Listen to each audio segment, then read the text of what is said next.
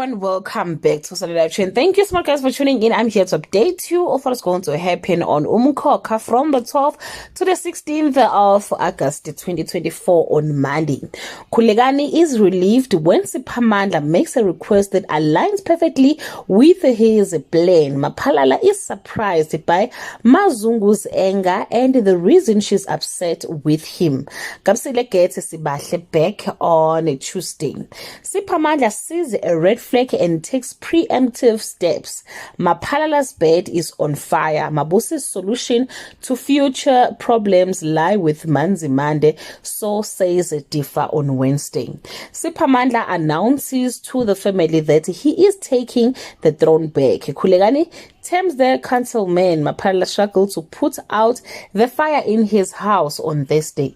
Mabusi plans a family dinner to thank everyone, but little does she knows Khulekani and Nomkhosi have plans of their own.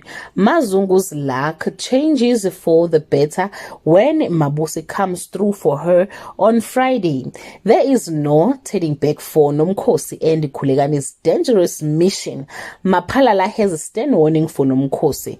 Mazungu starts a new chapter of her life. Well guys, that's all I have for today. You can leave your comment below and share your opinion. Bye.